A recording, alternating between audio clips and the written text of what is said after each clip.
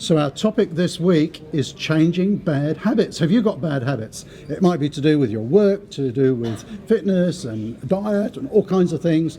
Bec Rowe has been sharing some great tips with us today on changing habits, and that's coming right up.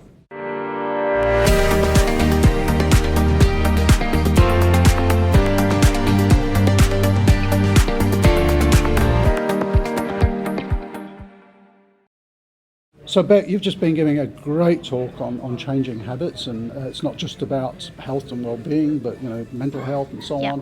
What would be 3 key tips that you could give people to help them change a bad habit?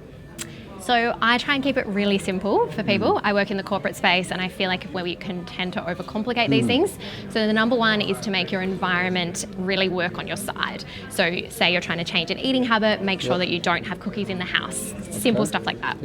Number 2 is to try and stack your habits. So I'm really big on this. This is something from James Clear, and the idea is that if you've got habits that are pre-existing, like you brush your teeth every day, you want to add in a new habit, like you want to make sure you always do your physio exercises, then every time you do your brushing of your teeth, immediately after you do your physio exercises. Stacking habits works really well. I've found it works really well for me. And the third one that I would pick is pick something that's not too hard. So not make a massive change to begin with, because if we make the habits too hard, just like trying a really challenging diet or trying to do everything at once, like go paleo and do F45 every day of the week, it becomes like way too challenging. So I think doing something small to begin with so that you can get that feeling of success, and then it will snowball from there. And someone at the end of the session had a really good question, is how long do you think it takes to change a habit? And we've all heard this thing, it takes 21 days to change a habit. It's not quite true though, is it? No. So essentially there was this really old school study that told us that it was 21 days. It's not really that simple, because obviously all of our brains are slightly different. It depends on how ingrained the habit is. It depends on what the habit is itself and how long we've been dealing with it.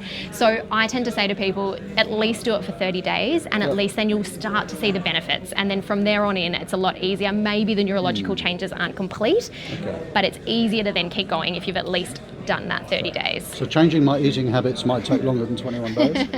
The red wine habit could be even harder. Now look, Bec, I really appreciate you sharing those tips. Is there maybe a link we could put below where people could go to read more?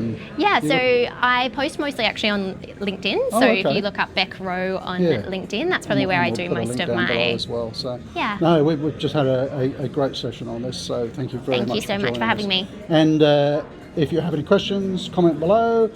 If you enjoyed the channel, make sure you hit the subscribe button, because we have new videos coming out every Wednesday, as you should know by now.